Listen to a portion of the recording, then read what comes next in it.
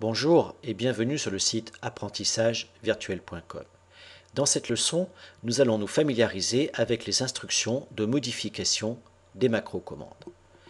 Dans notre classeur, nous possédons une macro permettant la modification d'un format monétaire euro en format monétaire dollar. Malheureusement, actuellement, cette modification ne peut porter que sur les données de la colonne B, pas sur celles de la colonne C. Je vais donc accéder au code de ma macro pour modification. Dans l'onglet Développeur du ruban, je sélectionne le bouton Macro.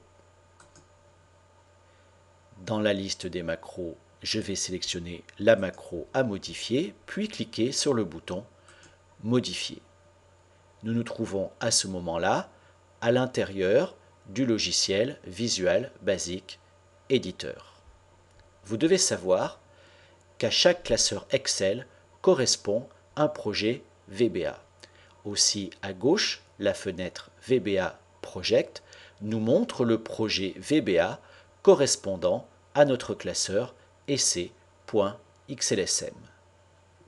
À chaque fois que vous enregistrez une macro, cette macro est stockée dans une feuille nommée feuille de module de code. Ici, la feuille de module de code s'appelle module 1. À droite, nous voyons donc le contenu de la macro-commande. Si volontairement ou accidentellement, vous aviez fermé la feuille de module de code, par exemple ici, je vais cliquer sur la case de fermeture en haut à droite. Il vous suffirait de produire un double clic sur la feuille de module pour retrouver le contenu. Regardons maintenant la construction de la macro. Toute macro est encadrée par les mots-clés sub and sub que nous pourrions traduire par début de procédure, fin de procédure. Derrière l'ouverture de la procédure, nous trouvons le nom de la macro. Les lignes apparaissant en vert sont simplement des commentaires, alors que les lignes en noir sont véritablement les instructions de la macro-commande. Ici, je vais modifier la première instruction, range B3 jusqu'à B10, .select, de sorte à ce que la macro sélectionne dorénavant de B3 jusqu'à C10.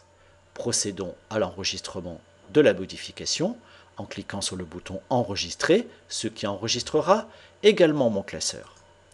Puis, je vais fermer mon éditeur Visual Basic. Il ne nous reste plus qu'à demander l'exécution de la macro. Je vais donc revenir sur mon bouton macro, resélectionner ma macro et cliquer sur le bouton exécuter. L'exécution s'est bien opérée sur les colonnes B et C. Par conséquent, ma modification semble tout à fait correcte. Voilà, cette leçon est à présent terminée. Merci de l'avoir suivie et à bientôt pour une nouvelle leçon.